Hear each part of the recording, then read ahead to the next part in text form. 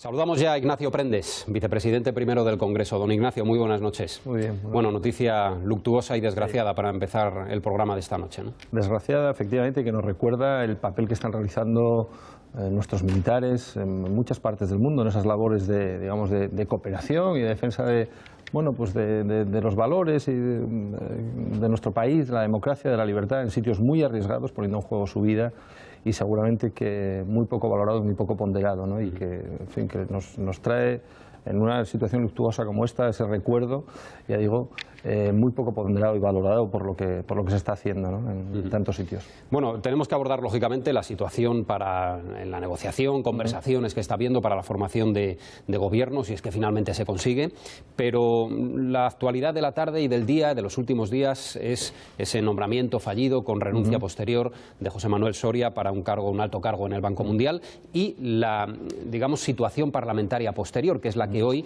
se ha producido y en la que el vicepresidente primero del Congreso, lógicamente, tiene mucho que decirnos y que explicarnos. Porque, en primer lugar, la Junta de Portavoces se ha manifestado esta mañana a favor de la comparecencia en un pleno extraordinario del ministro de Guindos para explicar cómo fue la propuesta del nombramiento de Soria. En segundo lugar, la mesa ha dejado abierta la fecha, no ha fijado una fecha exactamente. La presidenta entiende que mientras no esté cerrado el calendario de sesiones, todavía no se puede establecer una fecha para ese pleno. ¿Cuál es la situación exactamente? Bueno, lo primero, lo que hay que decir es que no me extraña que los ciudadanos estén absolutamente confusos, porque los mensajes que se han trasladado a lo largo de la mañana de hoy, incluso de la tarde, yo creo que han sido, pues eso, muy confusos, ¿no? Y una situación un poco extraña. Y interesa trasladar las cosas con claridad. Mire, la Junta de Portavoces se ha manifestado de forma absolutamente mayoritaria, excepto el Partido Popular. Todos los demás partidos hemos pedido la comparecencia ante el Pleno del señor Luis de Guindos para explicar ese nombramiento. Y ha quedado decidido así, Esos escritos que habían sido presentados por diversos partidos han tenido el respaldo de la Junta de Portavoces y, por lo tanto, tiene que convocarse un pleno para tratar ese asunto. Ahora, lo siguiente que hay que decir es que la potestad para convocar el pleno la tiene la presidenta. Ella es quien convoca los plenos. Tiene que convocar un pleno porque así lo ha decidido la Junta de Portavoces y ella tiene que decidir cuándo se convoca ese pleno. Nosotros hemos mantenido esa posición en la Junta de Portavoces y en la mesa. Y en la mesa lo que hemos pedido, lo he pedido yo, ha sido que se celebre ese pleno la semana que viene, porque creo que esto hay que dar explicaciones y de forma urgente. No podíamos dejar pasar más el tiempo, ¿no? Y ha quedado el asunto ahí, vuelvo a decir, porque la competencia de la convocatoria del Pleno es exclusivamente de la presidenta. No puede convocar la mesa, no puede convocar la Junta de Portavoces. A continuación de lo que hemos hablado, ha sido de un calendario, digamos, ordinario de plenos que la mesa había, un borrador que había elaborado la semana anterior y que teníamos que proponerlo a la Junta de Portavoces y luego aprobarlo. Y nosotros hemos pedido que se incluyese dentro de ese calendario de plenos ese pleno de la semana que viene, que entendíamos que tenía que celebrarse con ese asunto monográfico. Como la presidenta no ha permitido modificar ese borrador que ya venía, digamos, aprobado en una mesa anterior, pues nos hemos abstenido. Nos hemos abstenido porque nos parecía que sin incluir ese pleno, ese borrador quedaba, ese calendario de plenos quedaba cojo. Pero que entendíamos también que tenemos que tener un calendario de plenos con un horizonte donde sepamos las sesiones plenarias que se van a celebrar de aquí hasta el mes de diciembre. Por lo tanto, que tampoco procedía a dejar sin calendario al Congreso de los Diputados. Otros partidos han votado en contra, ha sido precisamente el Partido Socialista y Podemos, y no se ha aprobado el calendario. Pero desgajemos las dos cosas, La Junta de Portavoces ha decidido que se celebre ese pleno, la presidenta tiene que convocarlo y nosotros le hemos pedido que lo haga de forma urgente y de forma rápida la semana que viene. Volvemos en el fondo puede hacerlo perfectamente. Volvemos en el fondo a la discrepancia de si el gobierno en funciones, digamos, emanado de dos legislaturas atrás, debe someterse o no al control parlamentario de una Cámara que no le ha designado o que no ha investido al presidente, que luego posteriormente elige al gobierno. El Constitucional está pendiente de fallar respecto a los recursos presentados. Aquí debo decir que fuentes del gobierno a este programa le han manifestado que que mientras el Constitucional no se pronuncie, esa discrepancia se va a mantener y está en el fondo de lo que ha ocurrido hoy, pero no sé si previamente para este caso concreto se va a adoptar una solución diferente, ¿no? Bueno, pues en principio lo que hay que hacer es convocar el Pleno, ya digo, porque la Junta de Portavoces así se ha pronunciado de forma mayoritaria. Tiene que hacerse, como le decía, yo creo que de forma rápida y urgente. Creo que la semana que viene procedería el que se convocase. Y a partir de ahí lo que nosotros vamos a seguir manteniendo es lo que dijimos la legislatura pasada. No puede ser que un gobierno que no tiene la confianza de la Cámara, que no está investido de la confianza de la Cámara, se niegue a ser sometido al control de esa Cámara, que precisamente sí tiene la legitimidad que acaba de salir de las urnas. El gobierno está en funciones, la Cámara, el Congreso de los Diputados, el Senado no está en funciones, está plenamente operativo, con las limitaciones que tiene el hecho de que uno tenga, digamos, un gobierno que está en funciones y que tampoco tiene la capacidad política de un gobierno, digamos, ordinario.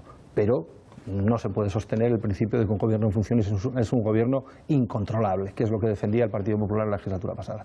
Por lo tanto, creemos que se tiene que celebrar el Pleno, que tiene que comparecer y, bueno, en fin, veremos a ver lo que pasa, porque además yo creo que esta tarde, por una representante del Partido Popular en la mesa, Alicia Sánchez Camacho, se ha dado una rueda de prensa donde ha dicho que sí, que la presidenta va a convocar la semana que viene. En fin, han variado la posición a lo largo del día. El Partido Popular ha dicho una cosa, el señor Rafael Hernando por la mañana, la presidenta no ha querido pronunciarse, por la tarde se ha pronunciado la secretaria primera de la mesa, no sé, yo creo que, en fin, como le decía al principio, me parece que hay que trasladar ideas claras a los ciudadanos. La idea es que el gobierno tiene que someterse al control de la Cámara, que es el control de los ciudadanos. El asunto del señor Soria es un asunto muy grave, que tiene que dar explicaciones, tiene que hacerse de forma rápida, de forma urgente y tiene que hacerse en el Congreso de los Diputados, que es donde estamos los representantes de los ciudadanos. Y a partir de ahí veremos a ver lo que sucede la semana que viene, ¿no? Vayamos al asunto que nos ocupa, podríamos decir, desde hace ya más de 8 meses. Tal y como ha dicho hoy Ciudadanos, ¿es el gobierno del Partido Popular, potencial gobierno del Partido Popular, el único posible? Lo ha dicho José Manuel Villegas esta mañana. Lo que a nosotros nos parece es que en este proceso ya se han consumido dos investiduras fallidas y ya no podemos ir a una tercera investidura fallida. Tenemos que ir a una investidura viable, ¿no? Nosotros tenemos un acuerdo de 150 medidas con el Partido Popular. Hemos apoyado al candidato Mariano Rajoy, que se presentó con ese acuerdo. Si hay una investidura viable en torno a esas 150 medidas, Ciudadanos seguirá manteniendo su compromiso. Pero mire, lo que me parece más importante, como le decía antes, es que no podemos ir a ninguna investidura fallida más, no podemos seguir, digamos, engañando a los ciudadanos, ¿no? Entre el acuerdo de la legislatura pasada con el Partido Socialista, fallido también, y este con el Partido Popular, hay 100 medidas que han firmado tanto el Partido Socialista como el Partido Popular.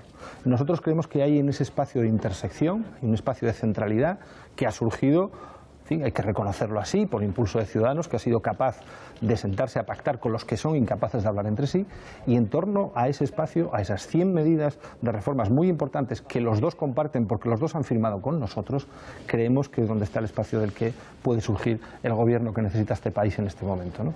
Pero sobre todo, ya le digo, hay que trasladar claridad a los ciudadanos, no a hacer, digamos, fuegos de artificio, rondas de negociación que no se sabe a dónde conducen, y trasladar una idea clara a los españoles de que tiene que haber un gobierno basado en el acuerdo y basado en las reformas. Ahí hay 100 reformas que comparten los dos y que esperemos que sea la base desde la que surja ese gobierno. Una más por mi parte, antes de pasar a nuestros analistas que harán también su pregunta.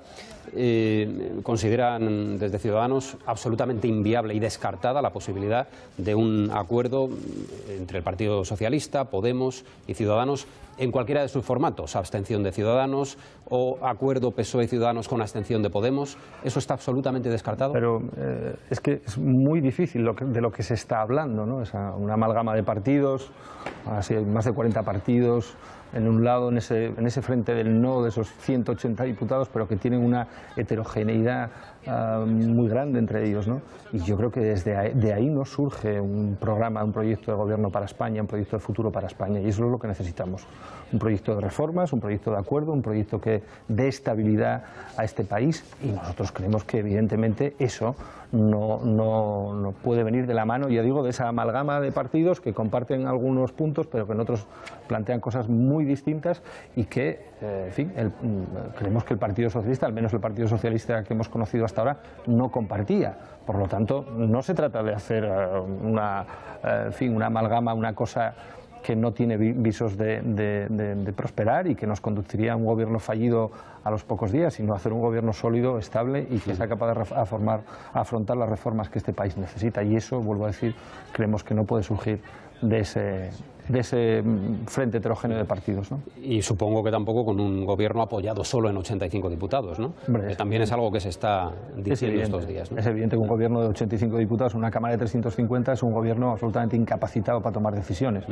Y estaríamos, ya digo, abocados a un fracaso que sería seguramente todavía mucho peor de lo que tenemos ahora, ¿no? Manuel Cerdán. ¿Qué tal? Buenas noches. Mira, le voy a preguntar por las encuestas del CIS, ¿no? Ustedes no salen bien parados porque no consiguen representación ni en Galicia ni en el País Vasco. Bueno, la ETB, que ha hecho una encuesta, le dan un diputado por Álava, ¿no? ¿Cómo lo han tomado eso en su organización? Y si cree que eso es un paso atrás de Ciudadanos o es por un motivo de falta de estructura, de presencia en esas circunscripciones, ¿cuál es la explicación de que el CIS no les dé a ustedes una proyección de...? Hombre, lo primero que habría que decir es que la credibilidad de las encuestas a estas alturas, en fin, ha quedado bastante por los suelos, ¿no? Con lo cual yo creo que las encuestas ahora mismo, y después de lo que hemos visto en los últimos meses, en fin, son poco creíbles en la mayoría de los casos, ¿no? Lo cierto es que esa encuesta efectivamente nos da entrada en Galicia, nos da entrada en el País Vasco por un estrecho margen, es decir, estaríamos prácticamente entre 0,1, y lo que nos motiva es a seguir trabajando para, en fin, que el proyecto de Ciudadanos también cale en esas dos comunidades autónomas. Creemos que es muy importante que Ciudadanos entre en esos parlamentos, tenga una presencia decisiva, Yo creo que se puede mirar el ejemplo de lo que ha pasado en otras comunidades autónomas. Hay varias. Sobre todo en Galicia es más decisivo todo sí, que en el País Vasco, ¿no? Sí, bueno, yo creo que podemos ser decisivos en los dos y que hay una voz constitucionalista fuerte como la que representa Ciudadanos en el País Vasco también sería muy importante. Pero creo que se puede mirar como ejemplo lo que ha pasado en otras comunidades autónomas, en otros parlamentos autonómicos donde Ciudadanos es decisivo. Bueno, la Comunidad de Madrid, en Castilla y León o en Murcia, ¿no? Y creo que son ejemplos de que somos capaces de aportar a la vez la estabilidad necesaria para que haya gobernabilidad y los cambios y las reformas que los ciudadanos estaban pidiendo. Y por lo tanto sería muy importante, y para eso trabajamos, para conseguir también esa presencia decisiva, tanto en Galicia como en el País Vasco, ¿no? Es cierto que este es un partido con un proyecto que está empezando. Es un proyecto, en fin, que nos presentamos por primera vez desde la expansión nacional del partido, digamos, en esas dos comunidades autónomas, con lo cual es un partido en crecimiento, ¿no? En crecimiento. Y por lo tanto, yo estoy seguro que vamos a tener mejores resultados que los que vaticinan esas encuestas, y eso va a ser solo el principio del peso decisivo que va a tomar Ciudadanos, seguro. Antonio, tu turno. Yo quiero volver al tema de fondo de antes, que a mí me parece muy, muy importante. Usted sabe que no se va a producir ese pleno. ¿Por qué? Pues porque, aunque nada más sea por una interpretación literal de las palabras del entrecomillado que se puede extraer de las declaraciones que ha hecho Ana Pastor cuando dice que convocará al pleno, efectivamente, porque es una decisión de la Junta de Portavoces, es un mandato, no tiene otro remedio que convocarlo, pero añade, este es el entrecomillado, en función de la disponibilidad del Gobierno. El Gobierno, evidentemente, no se debe a esta Cámara, porque usted sabe que la función de control desde el punto de vista jurídico pues, está relacionado con el hecho de que el Gobierno es una criatura del Congreso. Es una criatura del Congreso, pero en una sola legislatura, no una criatura del Congreso de la legislatura pasada, de la legislatura tonta pasada. Ahora estamos en la legislatura tonta bis. Pero bueno, y en todo caso, sí es verdad que se puede apelar a un principio de lealtad constitucional, de colaboración entre instituciones, de buena fe, de sentido común incluso, de, hombre, pues, aunque esté en funciones, pues lo normal es que se someta al Congreso. Pero yo creo que está reservado, por lo menos desde el punto de vista jurídico, mientras el Tribunal Constitucional no diga lo contrario, está reservado a grandes asuntos. La comparecencia en un pleno para someterse a control. Catástrofe natural, un caso de sedición, una declaración de guerra, los presupuestos generales del Estado, etcétera. Pero un asunto como este, ¿a usted le parece de verdad un asunto de mayor cuantía, el asunto Soria?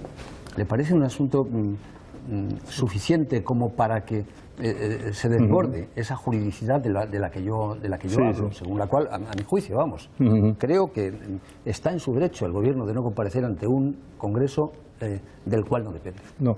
Primero, sobre digamos, la importancia o la trascendencia de este asunto, Soria. A mí me parece que es muy importante y muy trascendente. Muy importante y, bueno, ha sido tan importante como que ha provocado un acto fallido, lo que ha motivado que haya tenido que retirar su candidatura. Fíjese usted si será importante, que yo creo que son situaciones electorales. Son cuestiones que incluso dentro del Partido Popular se ha oído casi una unanimidad de voces absolutamente discrepantes con esa decisión. Además llueve sobre mojado, creo que son modos del pasado de una manera de ejercer el poder que ya no se puede ejercer de esa forma, ¿verdad? Además se ha hecho con nocturnidad y alevosía, ¿no? Anunciándolo escasos minutos después de un debate de investidura donde precisamente todo lo que afecta a la lucha contra la corrupción, a la regeneración democrática, había ocupado un espacio central, ¿no? O sea que me parece muy importante, sobre todo muy importante porque, vuelvo a decir, responde a unos modos y maneras de ejercer el poder que ya no son los que los ciudadanos reclaman en este tiempo. Por lo tanto, me parece que tiene importancia suficiente como para que sea tratado en el Congreso de los Diputados. Y respecto a la otra cuestión que usted plantea, que es la función de control del Gobierno, discrepo absolutamente. Absolutamente. Y además es que la función de control del Congreso de los Diputados no deriva de la confianza de la Cámara, en absoluto. La función del control es una función que le ofrece, que está recogida constitucionalmente, que está reconocida en la ley del Gobierno y que no está condicionada a que el Gobierno esté en funciones o sea un Gobierno ya investido de la legitimidad de la Cámara. Es más, yo creo que de pura lógica democrática, el hecho de que el Gobierno no responda a la voluntad de los ciudadanos que ha salido de las urnas obliga a un control superior todavía. Y vuelvo a decir, el Gobierno está en funciones, la Cámara no. Pero el asunto y no tiene es limitado. opinable. No, es opinable. Bueno, es opinable y si no, no habría planteado el conflicto de atribuciones. El conflicto de atribuciones hasta el Tribunal Constitucional. Hasta que salga la sentencia. Es tan opinable, hasta que se pronuncie el Constitucional. Es tan opinable, efectivamente, como que hay planteado un conflicto de atribuciones que yo creo que sería bueno que se resolviese cuanto antes para que sí, pero es tan opinable, le vuelvo a decir, como que se ha planteado ese conflicto de atribuciones por el Congreso de los Diputados, por la mesa en la que yo participaba en la anterior legislatura, y ha recibido el apoyo del Senado, en el cual no existe la misma mayoría. El Senado, en sus alegaciones ante el Tribunal Constitucional, se ha mostrado favorable y ha apoyado las tesis del Congreso de los Diputados, planteado por una mesa, digamos, de mayoría diferente a la que hay en el Senado. O sea, que es tan opinable como que opinamos todos en un sentido y el Gobierno en otro. Es así la pluralidad que existe de opiniones en esto, ¿no? Tu pregunta. Buenas noches, señor Prendes. Buenas noches. A ver, yo no soy capaz de entender, siguiendo con el tema que ha tocado Antonio, no soy capaz de entender la estrategia de su partido con esa abstención en la mesa. No soy capaz de entenderla. Es decir, ustedes se suman al resto de la oposición para pedir que se celebre un pleno con carácter de urgencia para tratar el tema del señor Guindos y cuando la presidenta del Congreso dice que no sé, o sea, que no se puede convocar con el argumento de que no se puede modificar el calendario de plenos enviado a los grupos, el resto de la oposición dice, bueno, pues entonces votamos en contra de ese calendario de plenos. Y ahí en ese momento ustedes se abstienen. Yo estoy de acuerdo con Antonio en que probablemente ese pleno no se va a celebrar nunca, entre otras cosas, porque hay precedentes de ministros del Gobierno que no han querido comparecer en comisión o en otras llamadas y convocatorias del Congreso. Pero, ¿por qué no han seguido ustedes la misma línea en la Junta de Portavoces que en la mesa para dar idea de cohesión de la oposición y dejar que sea el Gobierno, con su negativa a comparecer el señor Guindos, el que quede en evidencia? Porque ahora es que no sabemos dónde estamos. ¿Va a haber pleno, no va a haber? ¿Cuándo? ¿Cómo? Es decir, eso es lo que quiero que me explique, que no lo entiendo. Trataré de explicarlo, y es verdad que es una situación, que es una cuestión a lo mejor compleja, ¿no? Pero vamos a ver, es que son dos cosas distintas. Y nosotros hemos mantenido la misma posición en la Junta de Portavoces que en la mesa de la Cámara. Hemos pedido que haya pleno la semana que viene para tratar ese asunto y lo hemos pedido así, y que se convoque. Y quien lo tiene que convocar es la presidenta. Acabó ese asunto. Ahora vamos a tratar el asunto del calendario. Son dos cosas distintas, no se mezclen, por favor, porque es que no tienen nada que ver. El argumento que ha utilizado la presidenta para decir que no lo puede convocar. No, yo he estado en esa mesa. Sí. Y no ha sido el argumento.